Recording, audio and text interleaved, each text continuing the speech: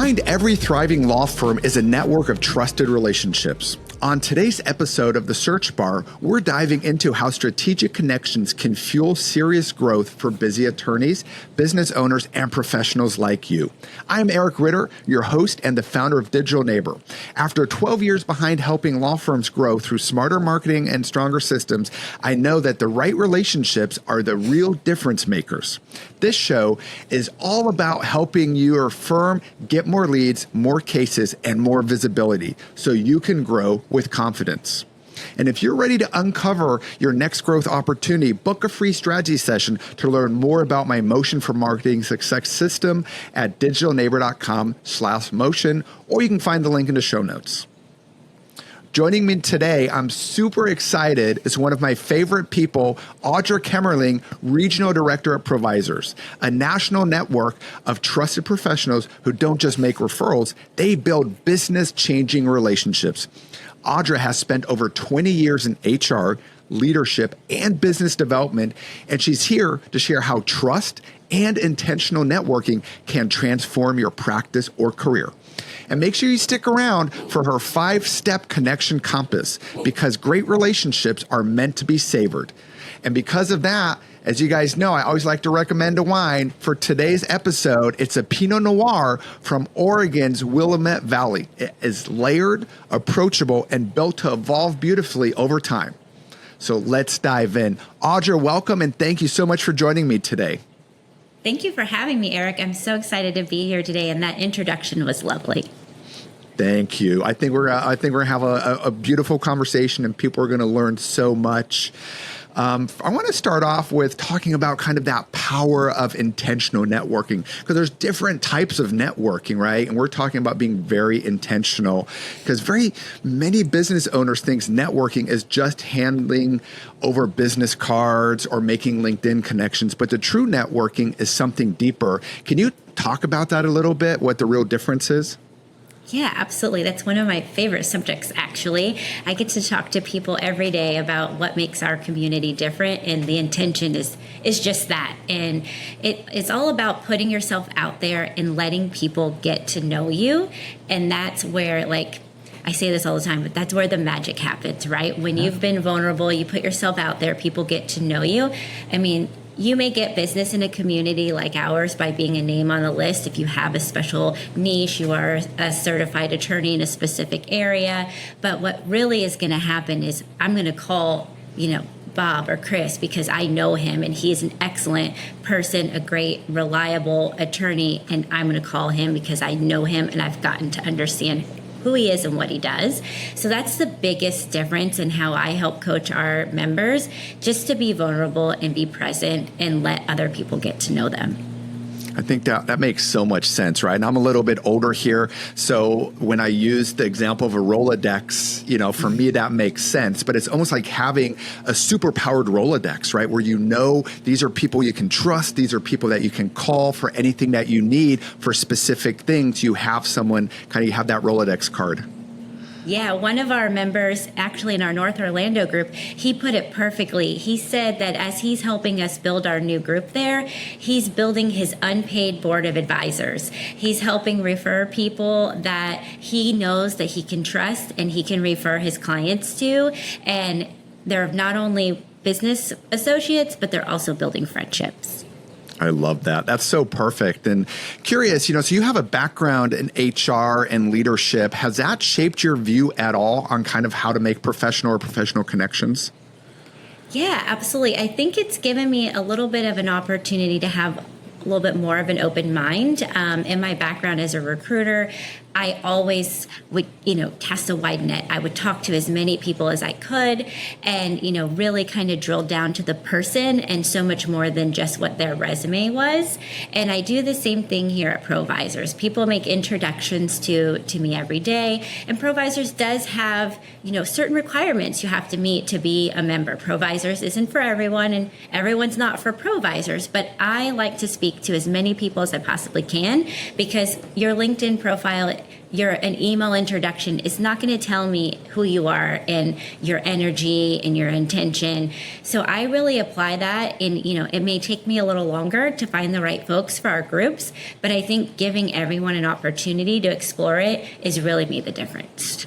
Nice. That makes so much sense, Audra. So we're talking about provisors. Want to dig in a little bit deeper there. It's really built on that idea of trusted advisors. So what does trust really look like, especially in that business context? Yeah. And so not only are they trusted advisors, but they're senior level trusted advisors. Mm-hmm. And those folks are, they're subject matter experts in their space. They know what they do, they know who they are, and they know who their clients are. So they're networking in a little bit of a different way just to begin with than, say, somebody who's just, starting out in business. But trust all really comes down to being consistent and following through. If you say you're going to do something, you got to do it. And, I practice that every day, and it's been a tough lesson to learn, but I'm honest with folks. I'm like, hey, I have someone I want to introduce you to, but it's not going to be this week. I'm swamped. I'll send you an email by the end of next week, and I'll introduce you to this person. And 9 times out of 10, I get it ahead of time of when I told them, but I always do it when I say that I will. And if in the rare chance, which it does happen sometimes, that I have forgotten and I remember later, I'm sure to own that and say, hey, by the way, this slipped through my cracks. I think that might have happened with me and you this past week. I missed one of your emails. And so just being open and honest, and just being honest and knowing that if you say something to someone, it's going to happen. And that's really at the foundation of building that trust, in my opinion. Yeah, and so many great points there that are applicable just, I think, in our professional lives. Like you said, owning it. And, you gave a great example. I think, we were emailing back and forth, and it was like an out-of-office situation where out-of-office kind of autoresponders were in there. And you explained very clearly, this is what happened. I'm sorry. And for me, that builds trust, right? Because you're opening up and sharing why it happened, not just that it happened or apologizing for it. So I think that's a great tip, is always giving context to the situation as well is a great trust builder. Yeah. Thank you. Yeah, no, absolutely. Well, let's talk about building kind of that network that works for you, for our listeners out there, right? Because a well-cultivated network is a living, breathing ecosystem, really. It just isn't stale, it isn't set it and forget it. So just curious, Audra, what are some way professionals can maybe shift from that transactional networking, where it's this for that, to really building those long-term partnerships? Yeah, that goes back again to just being vulnerable and letting people get to know you and who you are and what you do. I have a great example of an attorney that I met virtually, obviously, in South Florida. She's an immigration attorney, and she focuses on the corporate side. Now, I'm not going to pretend to fully understand what that means, but I do know that she doesn't represent individuals. And so she's been a ProVisors member for a couple of years now. And when she came in, she was really intentional with the folks that she connected with, and she immediately started connecting with other immigration attorneys, which a lot of folks will say, oh, I don't want to network with people who do what I do. That's my competition. Right. And that's not really who we are. We see each other as strategic partners, not competitors. And that's exactly what she did. And she made a very strong relationship with another immigration attorney, actually in New York, who does work on the individual side. And she shared with me that they built that relationship, and in a very short, I want to say it was less than a year, don't quote me on that, in a short amount of time, they had exchanged $40,000 worth of business between each other, being that she focused on one area, the person from New York focused on another area, and they were able to exchange business back and forth. So that's really, just being strategic and intentional. Again, I know I keep saying those words, but it's how it works. Yeah, and it's a reason you say those words, because they're so important, right?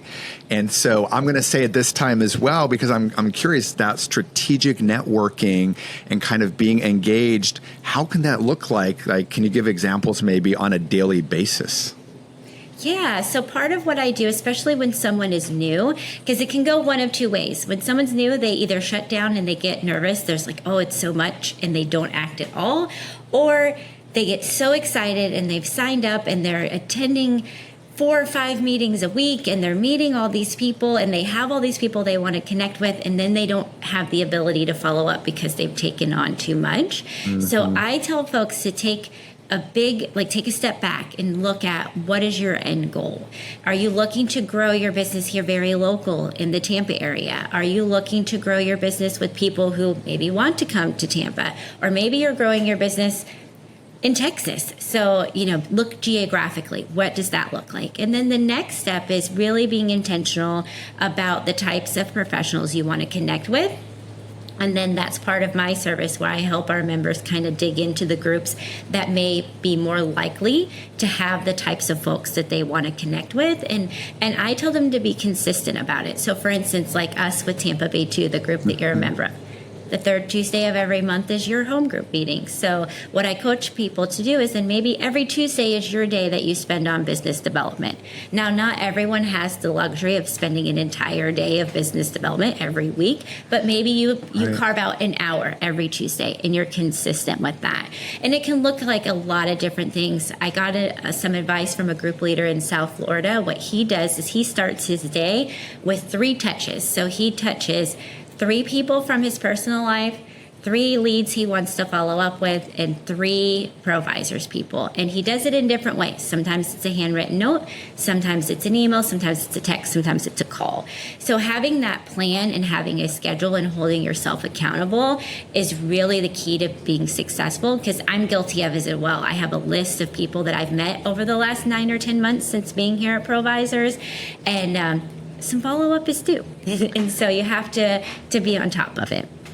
I love that. It's a lot of it's repetition, right? Just like, if you want to be the best at making free throws, it's repetitions over and over again. I think the same with networking and being focused and strategic about it is kind of having that plan and following up and kind of training that muscle. And I really like that example you gave of, carving out time, blocking off your calendar. That's really big to me, calendar blocking. Otherwise, I wouldn't get anything done. So maybe just put that on your calendar, every day, networking and what you're going to do in there. And I think that's a great tip there for the viewers and listeners out there. Awesome. Well, let's talk about kind of a career strategy, maybe, right? Kind of how it can help there, because you've helped countless professionals, we're talking about attorneys, lawyers to entrepreneurs, kind of elevate their careers and businesses through finding a community, through connections. What are some of those maybe transformational stories you've witnessed by doing that? Yeah, so I just heard one yesterday, actually. We had 2 members that had kind of just met in happenstance, and they got to know each other. And again, some of these professionals do very specific things that not everyone is familiar with. And these 2 gentlemen, they met, they got to know each other a little bit, and they went on their way. And one of the gentlemen was at his car club, just chit-chatting and talking. And he's like, you're talking about some things that I think this guy in my group, I think he can help you. And they connected, and what ended up happening is, yes, gentleman number 2 absolutely could help him. And he has an approach of, yes, I'm connecting with folks to build my business, but in the back of his mind, he's also thinking of his ProVisors peers. And he was listening, and he was able to bring in 2 additional ProVisors members from one from our group and one from another group that is able to help this other person that was referred to him. So it was a collaboration of now 4 different ProVisors members all working together to help this individual accomplish a goal and help their business. So it's really just about listening and thinking about, some people aren't going to say, I need a marketing person. They're going to say, my phone's not ringing, my business is slow, my website is not acting the way I want it to. Those are the things I need to listen for. And then I say, you know what? You should call Eric. Let me introduce you to him. So that's the key. And that's what happened with those gentlemen. That's so great. Such a great point is, understanding what to listen for, kind of what those triggers are. And full disclosure, that's something I'm still learning and something I'm still trying to figure out even when I'm networking. Like instead of saying, this is what I do, like, I do marketing. It's like, no, I make your phone ring, right? Those are kind of things that actually connect with people. So instead of, being transactional becomes transformational, right? Like I transform businesses by making their phone ring or something like that, kind of figuring out what that best way to kind of introduce and make that connection is there. And so that's a great example, Audra, of like when it works well. But what about on the other side, if someone's kind of skeptical or they're maybe even shy about putting themselves out there, how do you guide those kind of people? That's definitely a challenge, and it's something that I'm still, growing in that space as well. We've had several members that, it's hard. We meet at 7 a.m, and I say we have a love-hate relationship with that because it's hard to get up and get ready and to be present, whether in person or on Zoom. But it's even harder once you've started your day to jump in and make that. So it is definitely, a challenge to make that a priority for yourself. But I just try to regularly check in with our members and say, hey, we haven't seen you in a while. We're not tracking like a lot of the other communities, and we're not holding people to a certain expectation. But at the end of the day, I don't want to just take your money. I want you to be a part of a community. I want you to build relationships, and I want your business to grow. And if people don't know who you are, that's not going to happen. And so if there's roadblocks, like for instance, I had a call the other day with a gentleman that was frustrated. He had some trouble signing up at other groups when he wanted to guest. And initially I couldn't figure out what the problem was. And then it dawned on me, chances are it was probably less than a day before the meeting was scheduled to go, and we cut off the sign off. So I said, hey, by the way, I followed up with him like, hey, this probably was the issue. So if this comes up again, call me, let me help you. So, just being in touch with people and asking the right questions and helping them remember that, again, it's being present is where they're really going to get the value.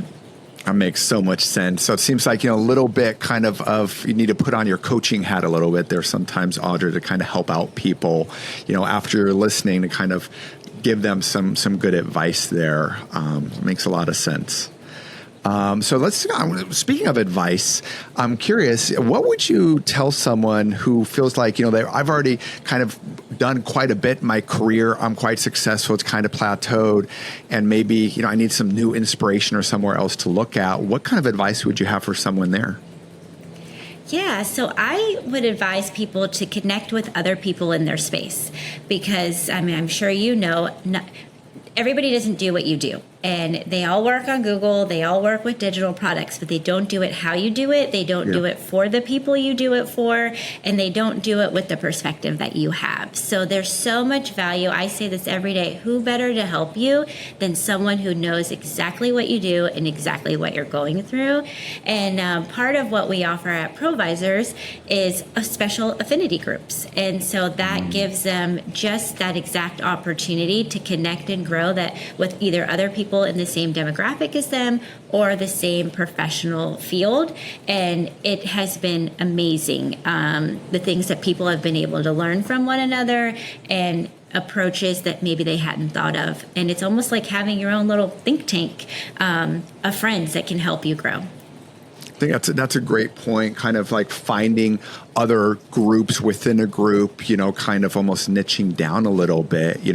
As an example, I'm a member of the Tampa Bay Chamber, and I don't know how many members they have, but there's so many members, it gets very overwhelming. But there are, one for CEOs, one for entrepreneurs, or for, smaller geographic areas, kind of finding those groups where you can connect with other people.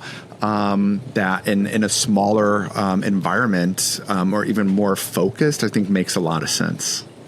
Yeah. So let's talk about Audra's 5-step connection compass, right? So I always love checklists. This is a fantastic checklist, a guide on building meaningful, high impact, and also most importantly, sustainable professional network connections out there. So I'll read through them, Audra. Thanks for sharing them ahead of time. And so we'll go through them one by one, and then just would love to kind of you fill in between the lines here as I go through them, if that works.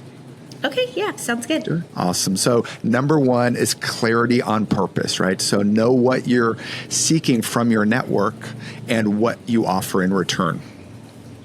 Yeah, so that goes back to the senior level trusted advisors. They just do things in a different way. They know who they are, they know who they're trying to connect with. And so it's showing up with purpose, showing up with intention, and sticking with that clarity. And that really makes the biggest difference.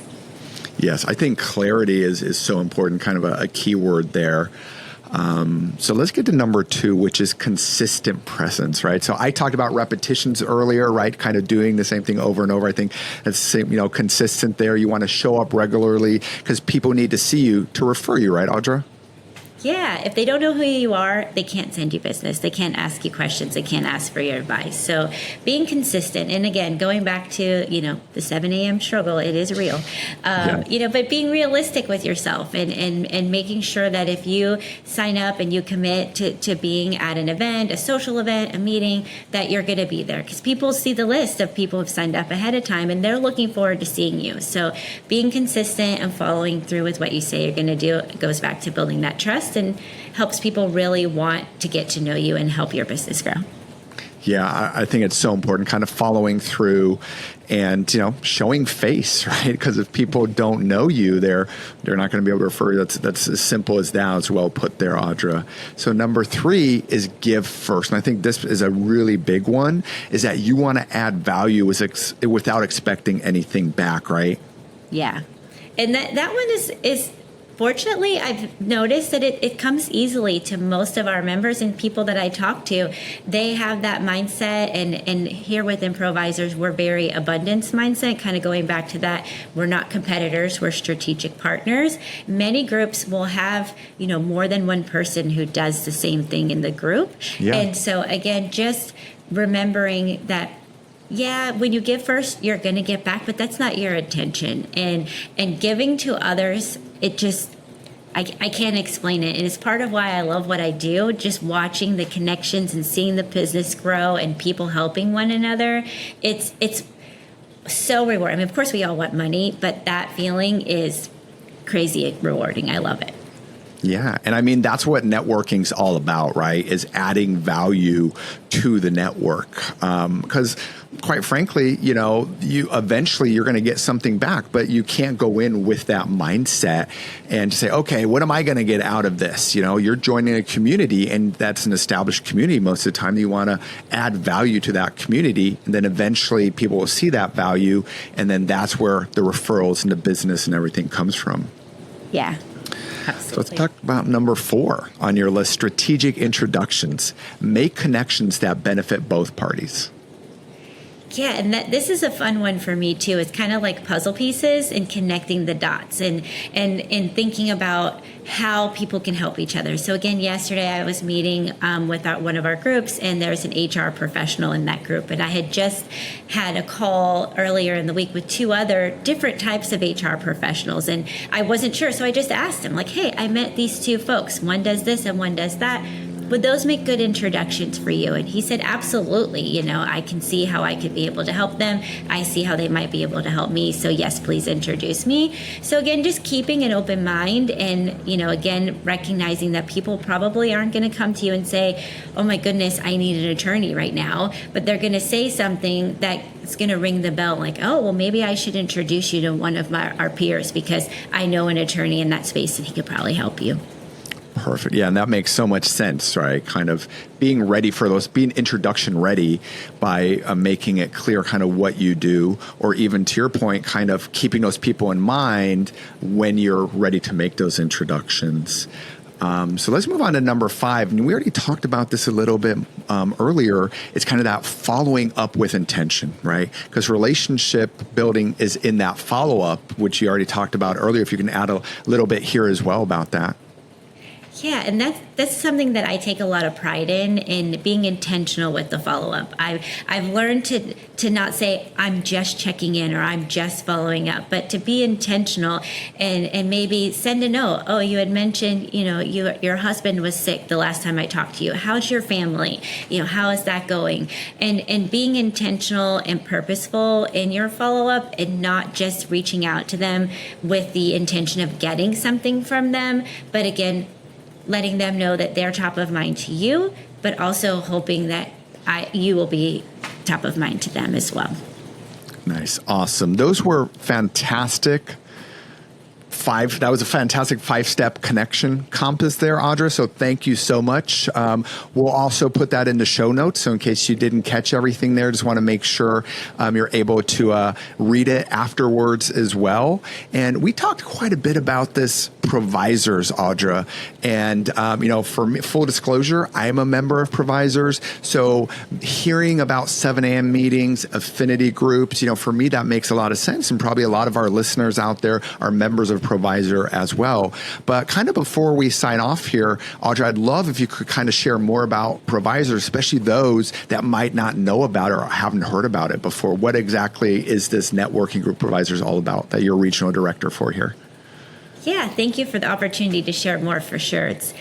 For me, it's exciting. So ProVisors is a community of senior level trusted advisors. We have, as of this morning, just shy of 10,700 members across the country. Wow, that's a lot of people. It's a lot of people. And, one of the most wonderful things, there weren't very many wonderful things that came out of the pandemic, but one of the most wonderful things that did was the opportunity to meet those folks on Zoom. So many of our regions still have a virtual component. So many of our members have the opportunity to connect with those 10,000 plus folks in different ways. And I always like to say that here in Florida, we kind of have a little bit of an unfair advantage because so many of the folks here either have business here and they live elsewhere, or they live here and they have business elsewhere, or their clients fit that bill. So we really have value, extra value here, being able to connect with those other folks. And it's all about relationships. We're exclusively rooted on building relationships. We lovingly like to say that our members know each other, like each other, trust each other, and then the referrals come naturally. And, what does that look like? What is it just like, oh, hey, I know this guy that mows my lawn, you should call him. No, it's so much more than that. Our communities are built very intentionally and with what we call a specific member matrix. So a healthy group has between 33 and 35 members, and of those, typically 40% of them are attorneys. And the rest of the professionals are other B2B folks that either A, attorneys need to get their job done, or B, the attorney's clients need now that they've worked with an attorney. So folks in the accounting space, banking, finance, HR, marketing, real estate, and then of course consultants, fractional professionals, IT, cybersecurity, private investigating. It's amazing how when you start really digging in and understanding the needs of a client, how so many of your ProVisors peers will most likely be able to help that client too. And that's really at the heart of who we are. Get to know each other, put yourself out there, and really connect and watch your business grow. Love it, Audra. And I love the passion. And I think I can share for everyone in ProVisors. I think that's the way it just is in ProVisors. Everybody's excited. Everybody's passionate. Everybody's happy to have conversations with other members. I've been a member of a lot of different networking groups, and I feel like I found my home in ProVisors. And so if you're curious about ProVisors, check out a local chapter or maybe connect directly with Audra if you want to have more information. And on that note, huge thank you to Audra Kemmerling for showing how trust, service, strategy, and intention can unlock the power of professional networking. And, if you're a lawyer or a law firm, it seems like, this is a great fit with ProVisors. But even if you're not, and if you're a fractional professional or other professional, as Audra mentioned, make sure you're checking out ProVisors. And if you want to uncover how to get more, maybe bigger cases, larger retainers, or grow your law firm, book your free strategy session through our Motion for Marketing Success success system here at Digital Neighbor. It's a roadmap to smarter marketing and stronger connections. The link is in the show notes in order to learn more about that. And of course, just to come back, today's wine, as I mentioned, is Pinot Noir for Oregon's Willamette Valley. And it's a little early here. That's why I didn't pour a glass. But I encourage everyone at home to check it out. It's great. And if you have any questions about it, feel free to shoot me a direct message, find me on LinkedIn. Always happy to talk about wine and the wine recommendations as well. It's layered, approachable, and built to age well, just like the best relationships. And next time on the Search Bar podcast, we'll share more about how to grow your law firm, and you won't want to miss it. So until then, grab a glass, invest in your circle, your network, and remember, your network is your net worth. Cheers, and thank you for listening today, everyone. And Audra, thank you so much for being such a great guest. Thank you for having me.